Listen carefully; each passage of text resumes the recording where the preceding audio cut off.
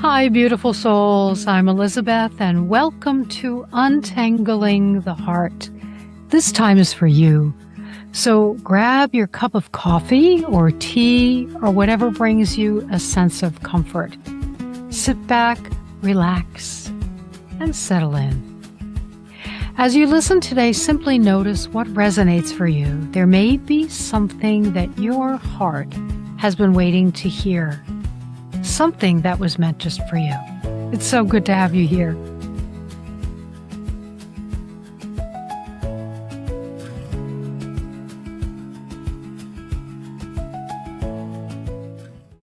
So today we're talking about something I think that many people experience, but very few of us are aware or recognize.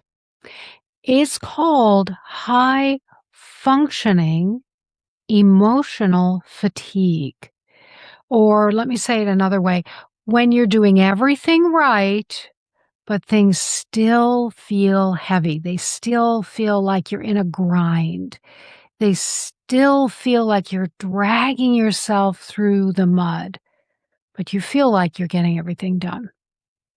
So, something to think about, just because you're functioning doesn't mean that you're flourishing. Let's dive into that. So functioning, getting through the day, doing everything, completing everything is not the same as thriving. I call it survival, not thrival. I don't know if that's a word that I made up or not, but survival, not thrival. I don't know about you, but I'd rather thrive and flourish and grow. But it's not an easy task, and that's why we're here today. So, we often assume that, "Oh, I'm getting everything done." Especially, if you're an entrepreneur or even if you're working for a corporation or if you're a parent or you've got lots of responsibilities outside of the home as well, you may be very task oriented. You're getting everything done, you're checking everything off the list. Okay, did you ever do this? Side note.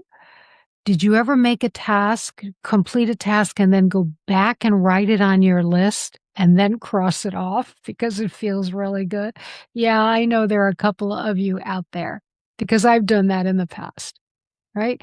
So we get a lot of things done and we say to ourselves, okay, I'm okay. I'm fine. I'm getting done what I need to do. But functioning simply means that we've learned how to keep going, but it doesn't necessarily mean that we've healed from any of that heaviness that we've carried with us.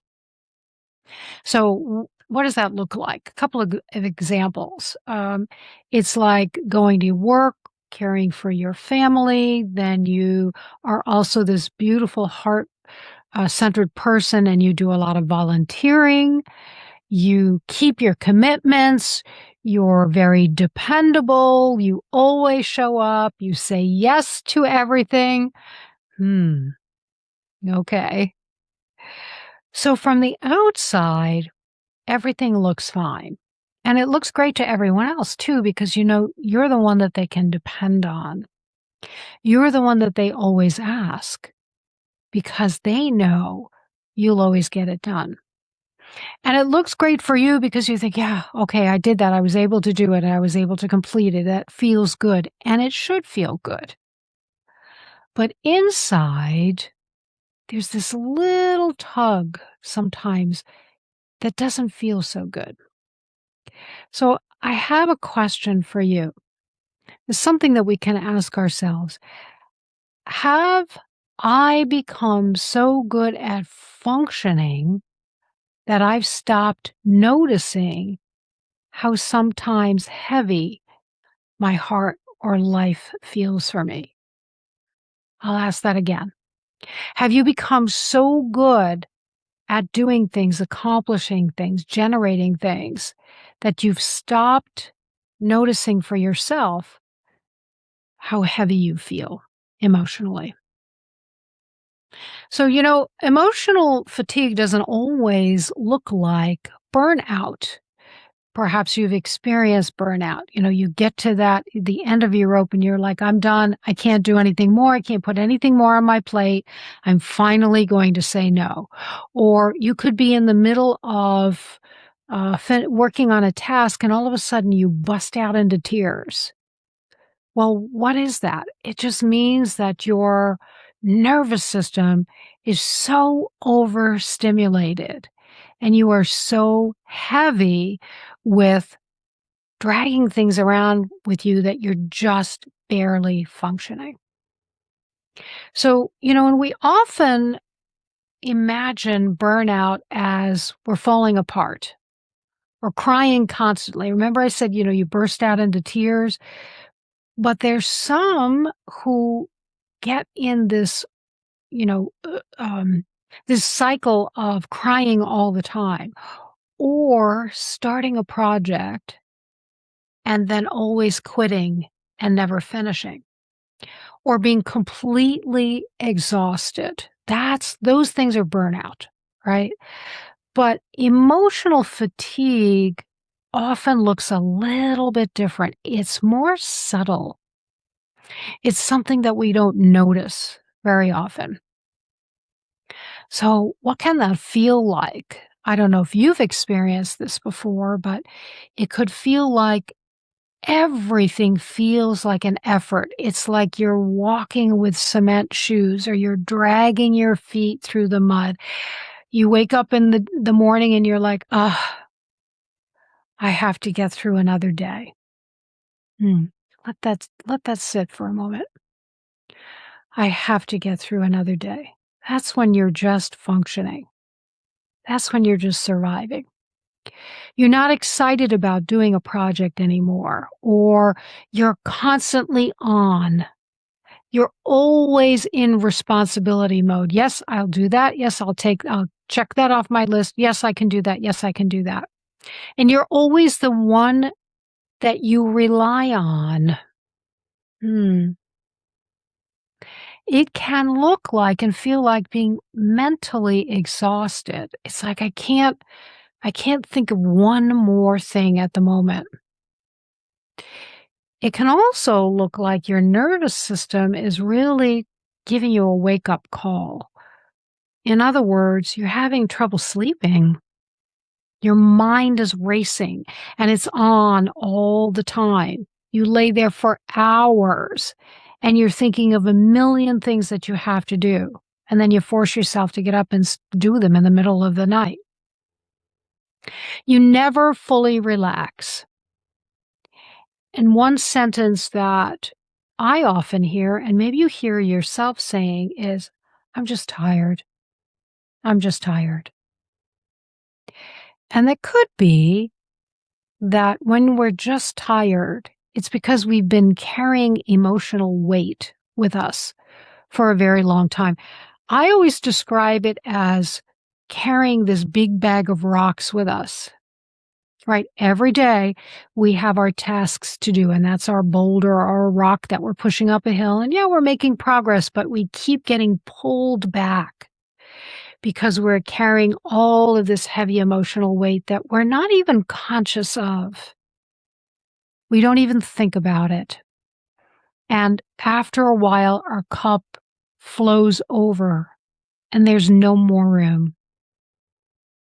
So we want to create some space for you.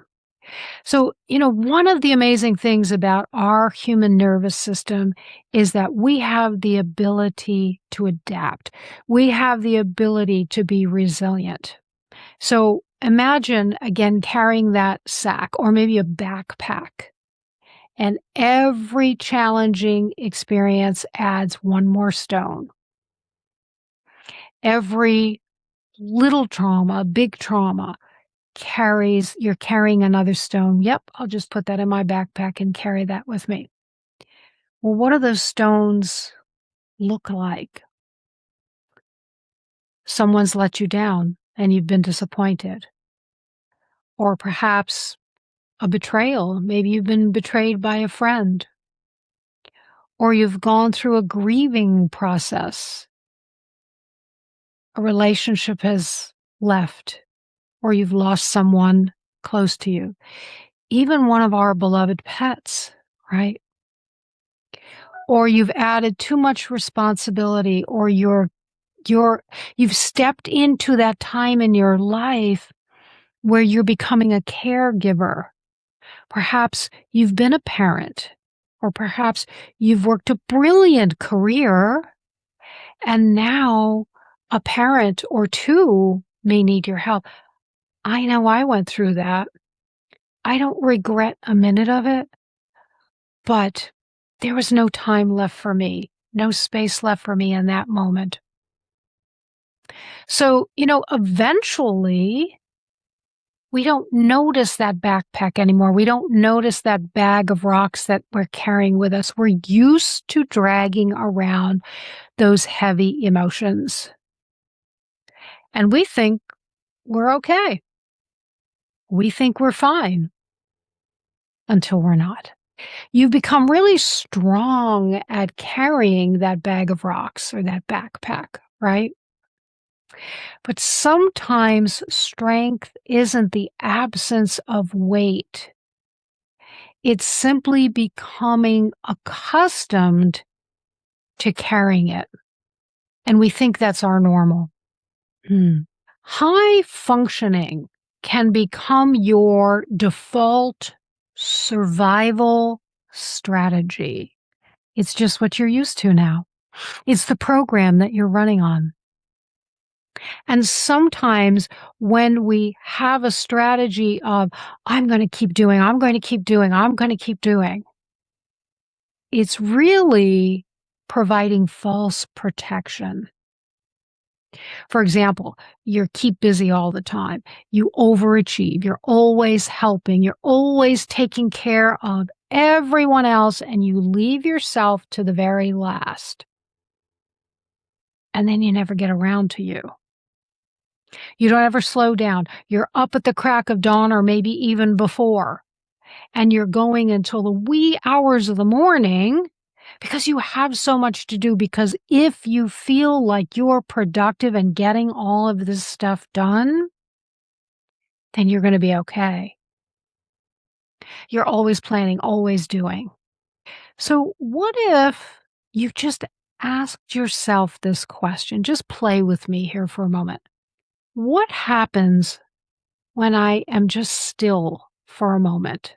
I think some of us are afraid to even ask that question or give ourselves enough space to be still for a moment. I promise you, the world isn't going to fall apart, and you are not going to fall apart.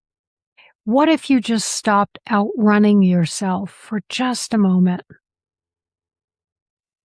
Our body often speaks before our mind does. And when the body gets really tired of doing all the work, it's going to talk to you. And sometimes we choose to not listen. Oh, I'll be fine. But it can feel like brain fog. Have you ever had a day where you just can't focus? Or you get tension headaches? Do you know that many of us forget how to breathe? We breathe in a very shallow way, a very shallow pattern. And if you have to sit and intentionally take a deep breath, you can say to yourself, whoa, that's what breathing really feels like. Sometimes our bodies can say, hey, I've got an upset stomach. I need you to pay attention. Stop consuming foods because you only have you have this perception that you only have a minute or two to throw something down your in your mouth. No. Take the time. Schedule the time. Allow the time. Give yourself permission. Because guess what? No one else is going to give you permission. And you don't need their permission anyway.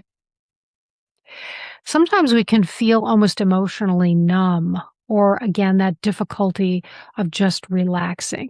So your body isn't failing, it's just simply trying to get your attention.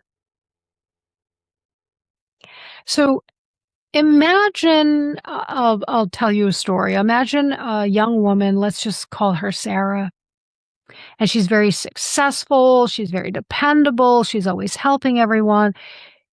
She's very admired. People sing her praises, right? But every night, she sits in her parked car for 10 minutes before she goes inside, not because she's not excited to see her family, but because she's trying to gather enough of her emotional energy to keep giving, because she knows the minute she walks in that door, her entire being is going to be demanded upon because she is so needed. And it's great to be needed, but not if you don't have enough to give yourself. So one day someone asks her, "How are you? How are you doing?" And she answers, "Oh, I'm fine." And all of a sudden realizes she really doesn't actually know how she is. So that's my point, is sometimes it's important for us to put the pause. I don't mean stop, just pause for a moment and become aware of really what's going on for you. You know, this emotional heaviness doesn't mean that something is wrong with you. This is so important because many people think, okay, well, what's wrong with me? Well, maybe you've just been carrying too much, too many burdens for too long. And when I say burdens, again, I took care of my parents when they were unable to a long time ago. It wasn't a burden for me, and yet I didn't know at the time how much that would emotionally cost me because I didn't take the time to also care for me. So ask yourself instead, what have I been carrying? Rather than saying, what's wrong with me? Do a little inquiry. Be a little curious. I love that word, curiosity. Just be curious, because there's no right or wrong answer. No one is making you have to be perfect and come up with the perfect answer. So ask yourself this question: what have I been carrying? That's so much gentler on your system. Healing doesn't always mean doing more. High functioning people often believe that healing means, okay, you ready for this? I have to read another book, another self help book. Love them, have shelves filled with them. But healing doesn't always mean I need to take another book. I need to take another class. I need to learn another strategy. I need another certification. I need a different route, another routine, not different, but another. You see how you're adding and piling on? Sometimes healing from this heaviness looks very different, but it's not something that those of us who are high achievers often do. First, again, we do the activities. But sometimes healing is about slowing down. What would that look like for you? How would that feel? Get curious about it. Or sometimes it looks like receiving. Well, what does that mean? When is the last time you asked for help? And not in an apologetic way, not in a way where you are worried that you're going to impose on someone. Let me share a thought with you. Pause here for a moment. When you ask someone for help, you're actually giving them a gift. What? You are. because you're giving them an opportunity to give back to the incredible person that you are, that you've done over and over and over things for them. And now they're in a position to feel good about themselves because they can do something for you. So asking for help is not an imposition. You're actually giving someone a gift by doing that. If you get nothing out of today, please remember that. So healing can also look like resting. You know what, guys? You can handle things for the next 45 minutes. I'm going to go take a nap. When's the last time you did that? Or allowing someone to support you. Healing isn't always adding something. Sometimes it is. But again, doing all the time rather than receiving, make sure we balance. Okay? Sometimes it's finally setting something down. It's a really good activity to do is once a year, twice a year, 4 times a year, once a quarter, whatever you think of, once a month. Ask yourself, okay, what's going on in my personal life that's not serving me anymore? Is there something I can do to make it not only easier, but more joyful? And then ask that same about your work life.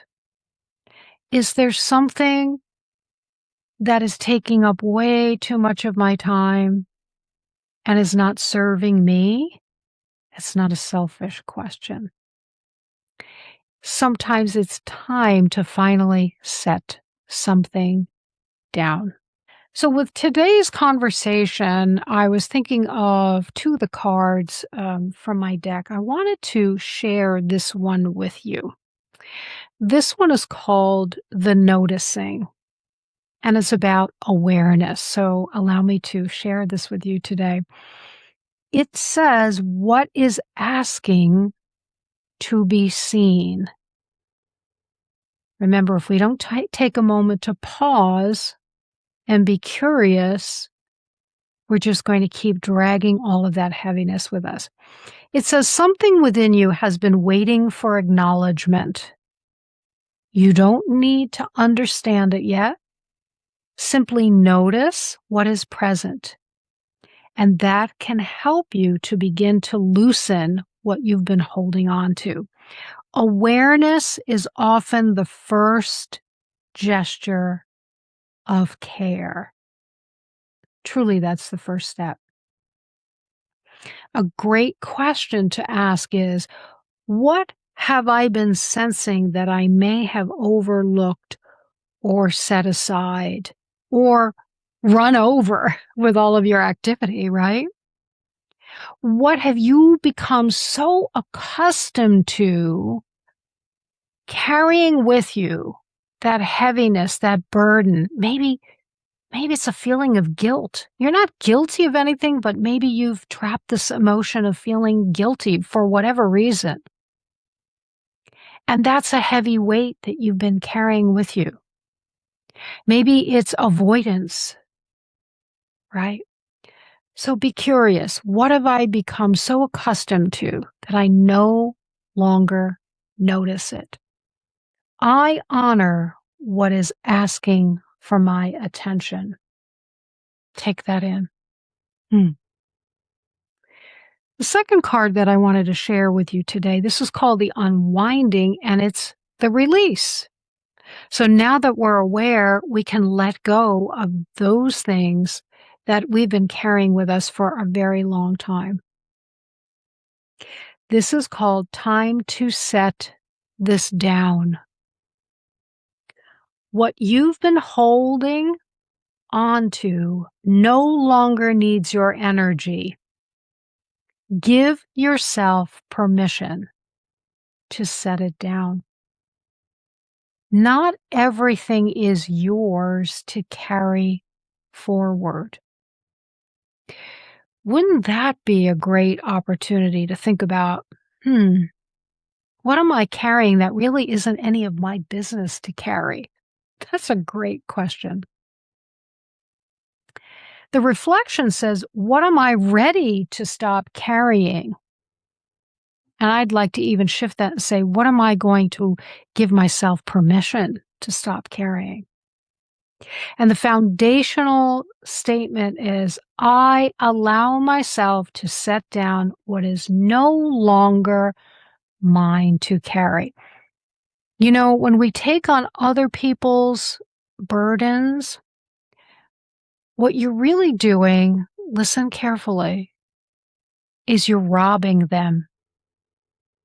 What does that mean? It means that you're robbing them. You're taking away an opportunity for them to learn and to grow and to ultimately flourish. Yes, you may be removing, something painful from their lives for the very moment, but in the long run, they're never going to learn how to resolve it for themselves. You can support them, but you don't have to do it for them. So ask yourself, where am I in my life? Am I surviving or am I truly living? Where have I confused being capable with being okay? And, what is your heart really trying to tell you? No judgment. Again, just be curious. Awareness is often where our healing begins. If today's conversation resonated with you, I hope that you'll remember you don't have to wait until you're burned out or overwhelmed or falling apart before you give yourself permission to heal. Sometimes just recognizing that heaviness is enough. Life isn't about learning how to carry more. Sometimes it's about finally deciding what you're ready to lay down. I love that. If someone came to mind today while you're listening, I invite you to share this episode with them. You can find Untangling the Heart on YouTube, LinkedIn, and wherever you enjoy podcasts. Be sure to follow and subscribe so you don't miss a conversation. And thank yourself for being here today. I am truly grateful you spent this time together with me today. So until next time, from my heart to yours.